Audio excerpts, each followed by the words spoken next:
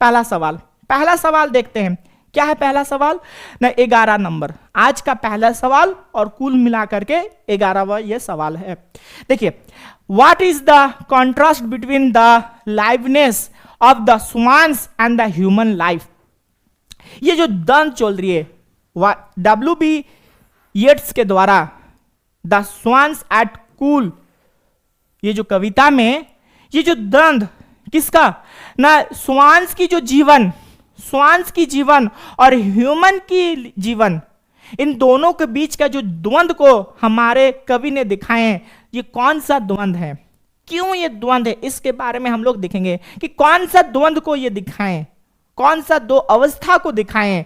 एक तरफ न स्वानों की जिंदगी को दिखा रहे हैं और दूसरा तरफ इंसानों को जिंदगी को दिखा रहे हैं, और इन दोनों के बीच में क्या दूरी है, इन दोनों के बीच में क्या डिफरेंशिएट है, इसी चीज को ये सवाल से हम लोग करने वाले हैं। देखिए answer, in the wild swans at Coole by the W.B. Yeats the swans are lively, energetic and unchanged by the time.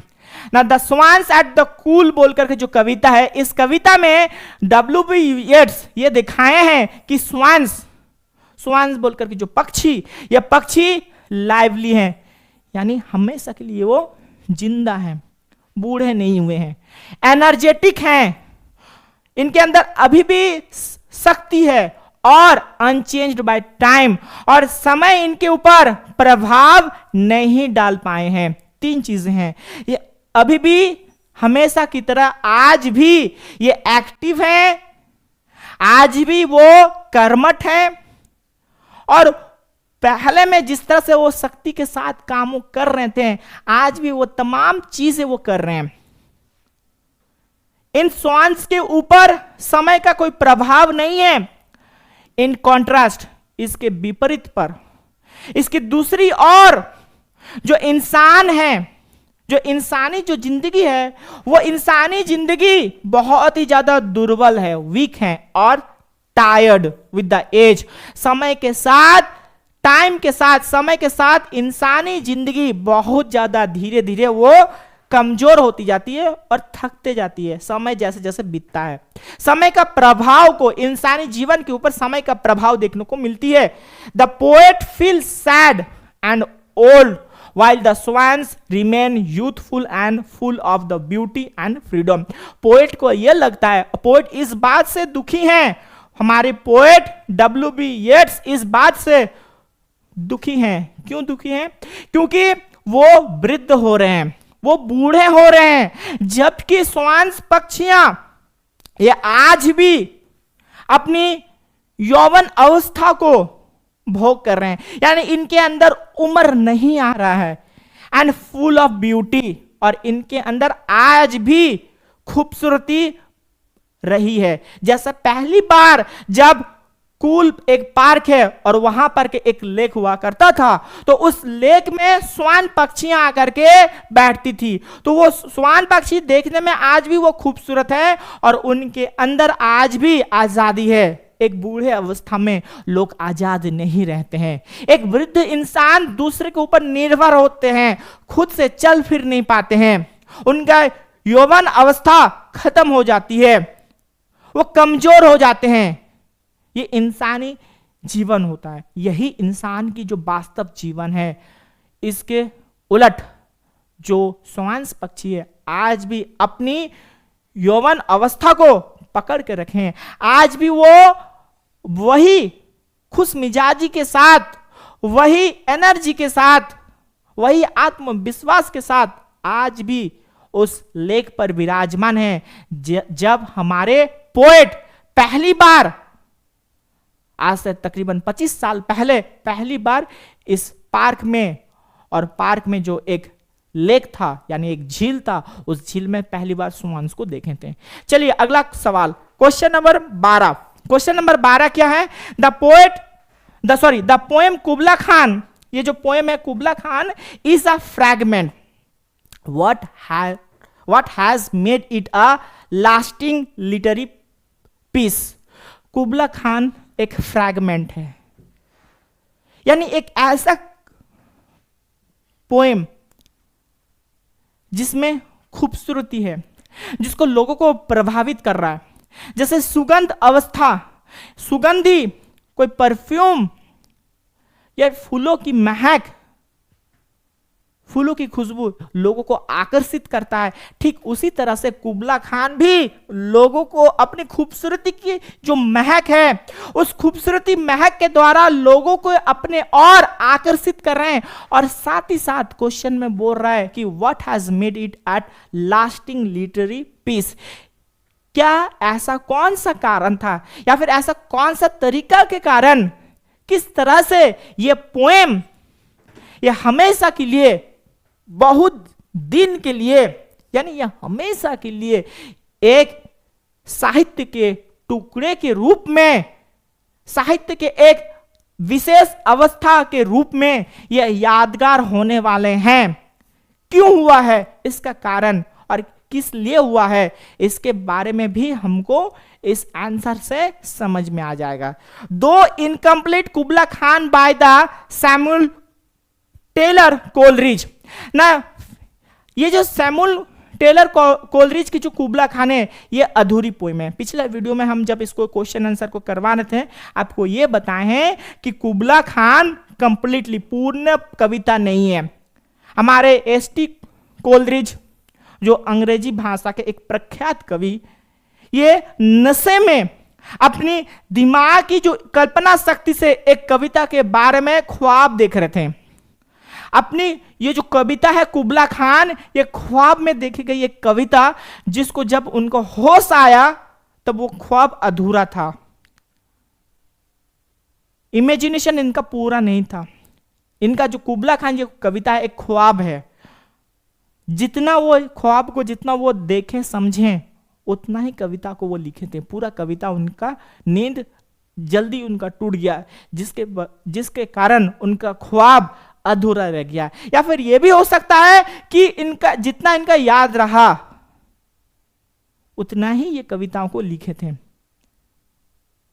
हमारा ड्रीम हमेशा एग्जैक्ट याद नहीं रहता है, कहीं आकर के हम लोग उस ड्रीम का, वो जो सपना देखते हैं, कहीं ऐसा अवस्था में उस सपना के बारे में हम लोग, एंड क्या होता है कभी कभार उसके बारे में हमें जानकारी नहीं मिलती है। तो सेम वही कुबला खान के साथ हुआ है कि हमारे एस.टी. कोलरिज ने, यानी सैमुअल टेलर कोलरिज ने एक ख्वाब देखे, और उस ख्वाब में अपनी ड्रीम में अपनी इमेजिनेशन शक्ति को कविता के रूप में प्रकाशित किया हम सभी के सामने। Is famous for its rich imagination. और यह कविता किस लिए फेमस है ना, अपनी उन्नत कल्पना, प्रगाढ़ कल्पना के लिए। एक ऐसा कल्पना जैसे लगेगा ये कल्पना नहीं है, एकदम वास्तववाद है। और साथ ही साथ इसका लैंग्वेज, इसका सुंदर भाषा, इस कविता के जो भाषा को जब आप पढ़ेंगे बहुत ही सुंदर लगेगा। और इसकी कल्पना एकदम विशालता के साथ भव्य रूप से आपके सामने प्रस्तुत किया गया है सैमुअल कोलरिज के द्वारा। द ड्रीम लाइक इमेजिनेशन, ये जो इमेजिनेशन है, इमेजेस है, ये जो चित्र है, इस पोएम में जितने भी घटनाओं के बारे में चित्र दिया गया है, चाहे वो जो नदी है, एक नदी जो डोम है, डोम की बनावट, यानी डोम शेप का जो एक पैलेस है, बादलों से घिरा एक पैलेस बन रहा है, उसके पास एक नदी जा रही है, सुंदर बागान है। तो इन तमाम सारे जो अलग अलग छोटे छोटे जो इमेज, जो अलग अलग तस्वीर, इन तमाम तस्वीरों के साथ म्यूजिकल संगीत की स्टाइल पर और डीप सिंबोलिज्म, यानी गहरे प्रभाव के साथ, गहरे प्रतीकों के साथ सभी जो रीडर्स हैं, इन सभी रीडर्स को अट्रैक्टिव करती है, यानी सभी रीडर्स को आकर्षित करते हैं। It's mysterious atmosphere and creativity power have made it a lasting and admired literary work। इसकी हमेशा चलने वाली, इसकी जो रहस्यजनक जो वातावरण है, कविता का जो रहस्यजनक जो वातावरण है, और साथ ही साथ इसमें आपका जो इमेजिनेशन का जो पावर है, इमेजिनेशन पावर के तहत ही तो इस कविता को बनाया गया है। तो इन दोनों ने इस कविता को बहुत दिनों तक ये लास्टिंग करके रखा है, यानी बहुत दिनों तक ये जीवंत करके रखा है और एक यादगार साहित्यिक प्रतीक के रूप में हम सभी के सामने विराजमान है। चलिए क्वेश्चन नंबर 13 करते हैं। क्वेश्चन नंबर 13 क्या है? क्वेश्चन नंबर 13 क्या बोल रहा है कि what are the some of the risk of film making. Film making बनाने में कौन सा रिस्क आता है? फिल्म मेकिंग जब आप बना करो, एक फिल्म को जो बना रहे हो, तो इसका रिस्क क्या क्या होता है, उस सारी चीजों को हम लोग देखने वाले हैं। Film making involves many risk. Film में जब आप फिल्म जब बनाते हो, जब एक छवि बनाते हो, फिल्म बनाते हो, तो इस फिल्म में बहुत ज्यादा रिस्क होती है, बहुत ज्यादा रिस्क होता है। Such as the heavy financial losses. इसमें क्या होता है? पहला क्या रिस्क है ना? आर्थिक नुकसान। फाइनेंशियल लॉसेस का मतलब होता है आर्थिक नुकसान। Accidents during the shooting.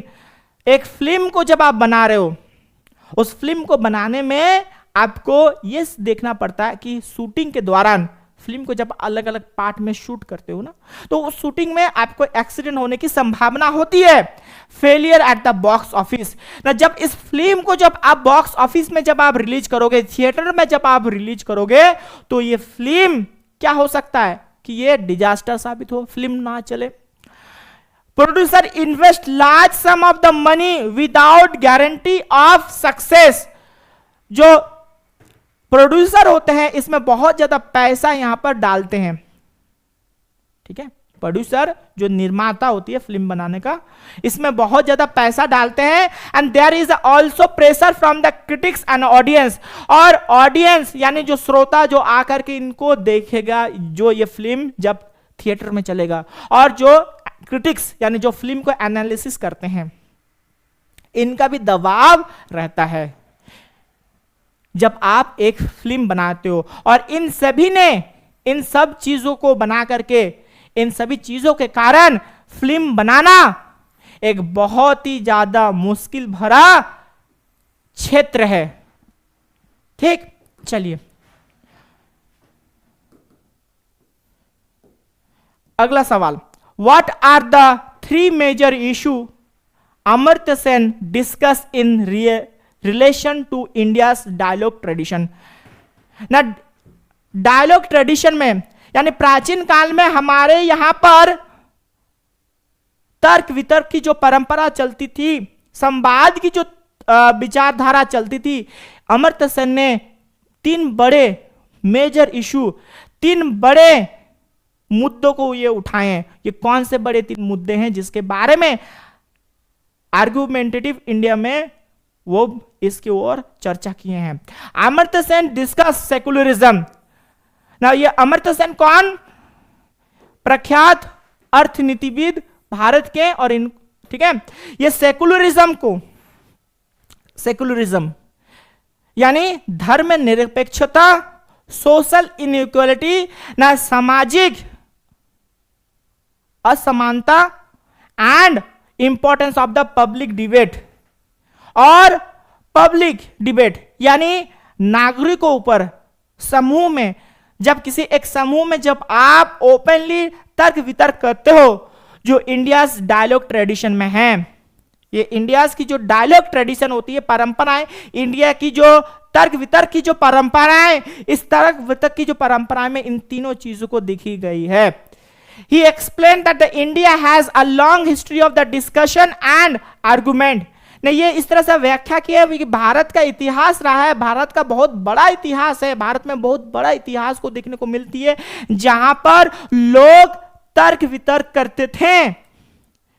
हम लोग दूसरे सभ्यता का जैसा नहीं है कि कोई भी विचार को हमारे ऊपर थोप दिया जाए, चाहे वो धार्मिक विचारधारा क्यों ना हो। सब चीजों को हम लोग तर्क वितर्क के माध्यम से ही हम लोग एक्सेप्ट करते हैं, आज का जैसा नहीं है। This tradition supports democracy. और यही ट्रेडिशन किस चीज को सपोर्ट करता है, किसकी ये पक्षकार है? नहीं, ये डेमोक्रेसी को, ये प्रजातंत्र का ये सपोर्ट करता है।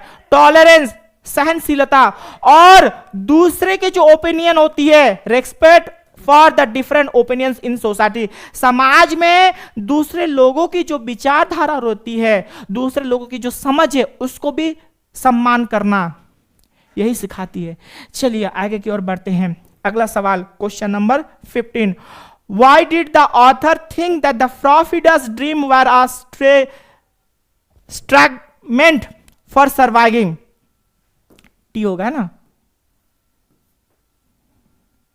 MENT होगा, सॉरी यहां पर MENT।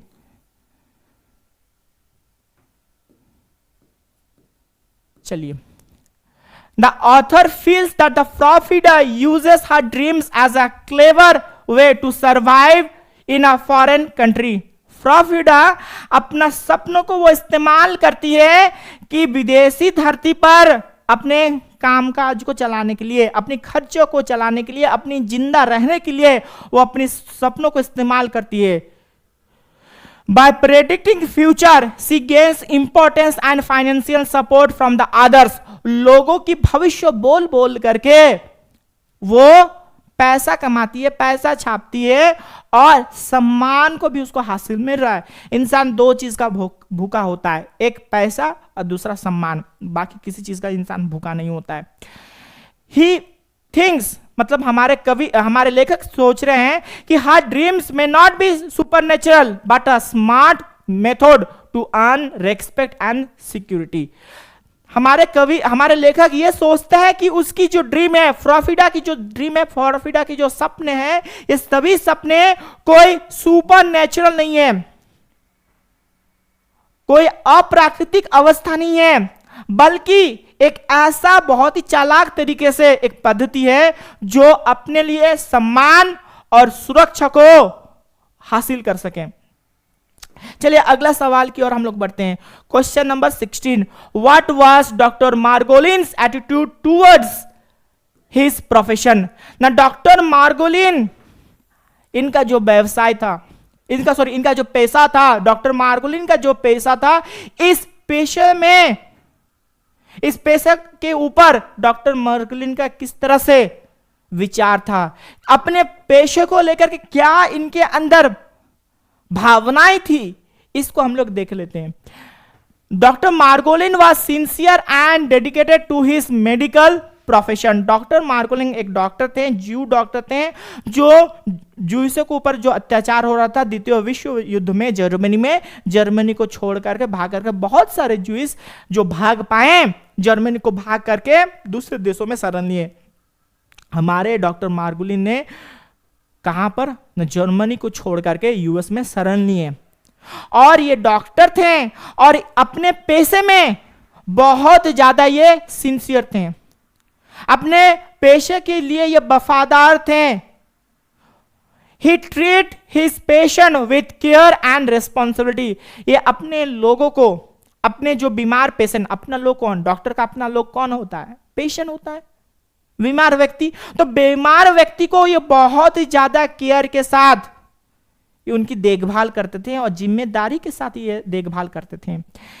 Even in difficult situation, बहुत ही मुश्किल हालत में he remain committed to his duty. मुश्किल हालातों के ऊपर भी ये अपने ड्यूटी के प्रति ईमानदार वफादार रहते थे। He believe that a doctor's work is noble. ये ऐसा मानते थे कि डॉक्टर का जो काम होता है ये महान काम होता है, and should be performed honestly and compassionately. यानी डॉक्टर का जो काम होता है वो डॉक्टर अपना काम को ईमानदार तरीके से और जिम्मेदार तरीके से अपना काम को करना चाहिए, उत्साह के साथ, जिम्मेदारी के साथ अपने काम को डॉक्टर को करना चाहिए, क्योंकि ये बहुत बड़ा महत्वपूर्ण और महान काम होता है। किसी को आप ठीक करो, किसी को आप स्वस्थ कर रहे हो। चलिए अगला सवाल, क्वेश्चन नंबर 17। 3 और क्वेश्चन करेंगे, ये आखिरी के 3 सवाल करेंगे, बहुत ही इंपॉर्टेंट है। Question number 17। क्वेश्चन नंबर 17 देखते हैं क्या है। Why is the act of the nature describe as precise in the poem time and time again? ना टाइम एंड टाइम अगेन में जो प्रकृति का जो काम है, प्रकृति का जो काम है उसको बहुत ज्यादा प्रिसाइज सूक्ष्म बताया गया है। क्यों बताया गया? In the poem nature is called precise, nature को प्रिसाइज बोल करके बोला गया है क्योंकि it follows fixed laws and works in a perfect order.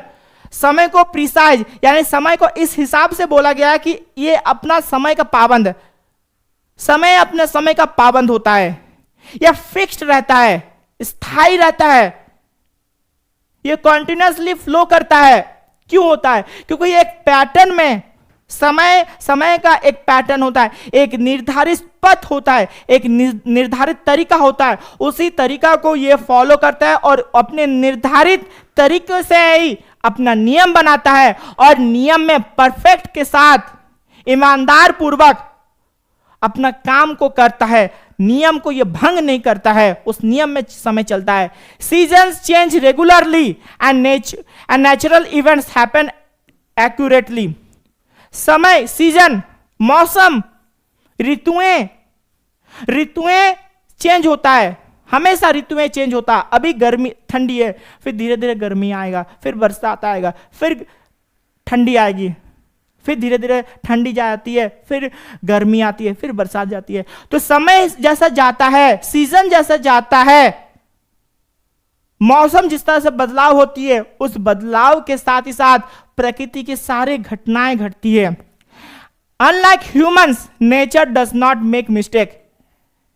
Human अपना जिंदगी में मिस्टेक करता है, गलतियां ह्यूमन अपनी जिंदगी में करता है, प्रकृति नहीं करती है।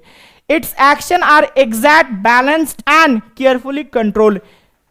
प्रकृति का जो काम है, प्रकृति का काम हमेशा एग्जैक्ट रहता है, जैसा है उसका काम करना वैसे ही करता है, साथ ही साथ वो संतुलित तरीके से करता है और साथ ही वो केयरफुली तरीके से कंट्रोल यानी ध्यान देख करके वो काम को करता है।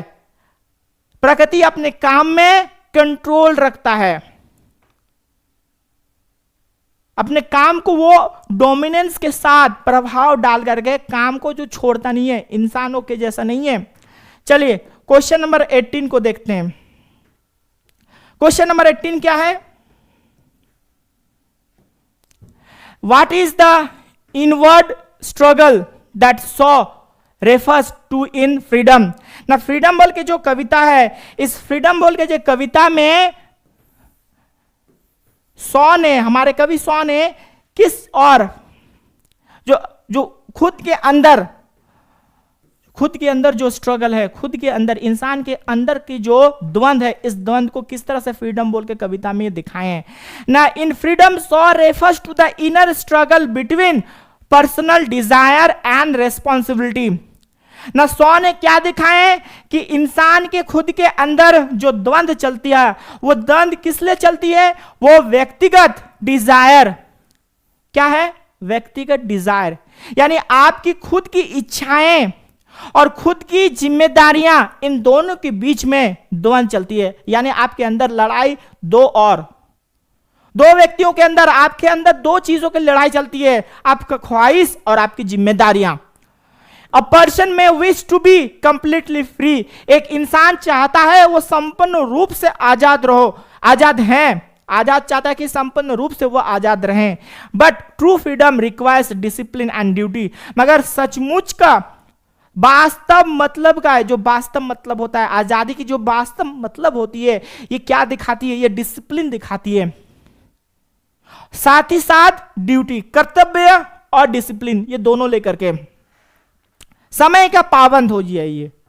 This conflict between the selfish wishes and moral obligation creates an inward struggle within every individual.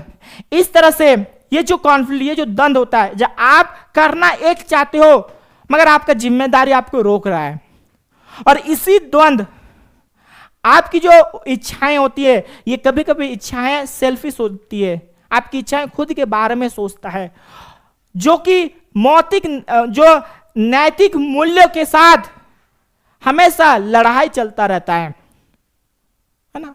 आप सोचते हो कि परीक्षा में हम चीटिंग करेंगे और आपका जिम्मेदारी ये बोल रही है कि भाई तुम चीटिंग करोगे, परीक्षा में पकड़े अगर जाओगे तो बाबू तुम्हारा कल्याण हो जाएगा।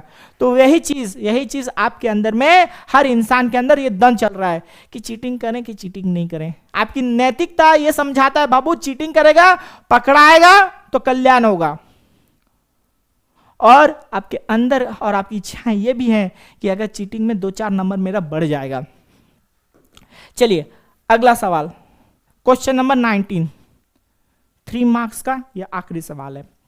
चलिए क्या है कि why does the act of the giving water to a wayfarer become so important for the प्रकृति।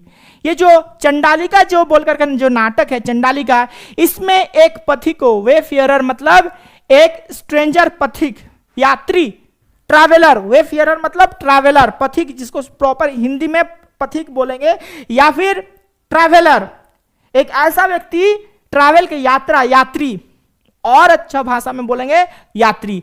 एक यात्री को पानी पिलाना प्रकृति के लिए, प्रकृति बोलकर के जो लड़की थी, इसके एक यात्री को पानी पिलाना बहुत ही ज्यादा महत्वपूर्ण काम हो चुका है। क्यों?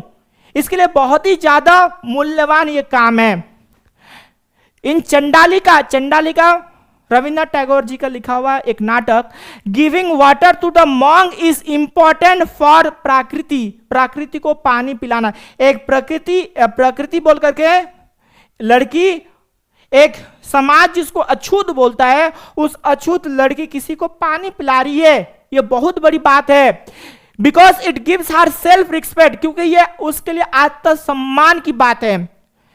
समाज उसको अछूत मानती है, इसलिए समाज उससे दूर भागती है। मगर एक दिन एक यात्री उसके पास आता है, और यात्री एक सन्यासी उसके पास आकर के बोलती है कि पानी पिलाओ। कौन थे वो यात्री? वो यात्री गौतम बुद्ध के सबसे बड़े शिष्य, डिसाइपल, यानी सबसे बड़े डिसाइपल, सबसे बड़े शिष्य Anand ji. As an untouchable girl, एक ऐसा लड़की जिसको समाज अछूत मानता हो, सी ऑलवेज फेल इनफेरियर। समाज जिससे किनारा काटता है, वह लड़की अपने आप को कमजोर महसूस करती है। क्यों?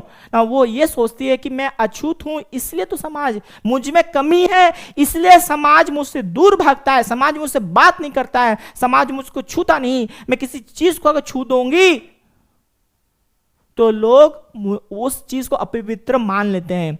When the monk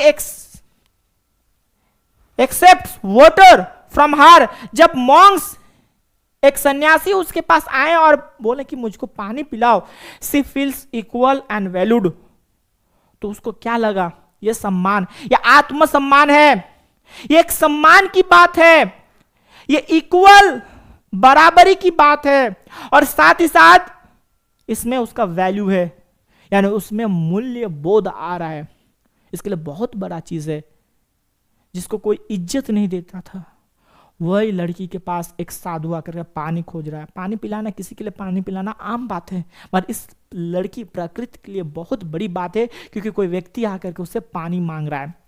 this simple act change her thinking, और ये साधारण सी जो काम, किसी को पानी पिलाना बहुत बड़ा काम नहीं होता है, ये साधारण सा वाला काम उसके लिए बहुत बड़ी चीज है, उसका समझ के लिए बहुत बड़ी चीज है। साथ ही साथ एन अवोकेंस हर डिग्निटी, उसका जो आत्मबोध, मूल्यबोध है, इसको जगा देता है। क्या उसकी आत्मबोध?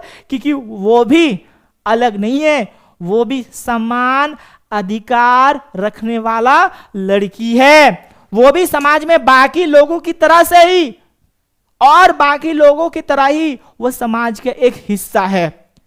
आत्मबोध, आत्मचिंतन और इंफेरियरिटी से, यानी आत्मग्लानि से वो बाहर निकलती है। तो आज के लिए इतना ही, मिलते हैं कि नए वीडियो में।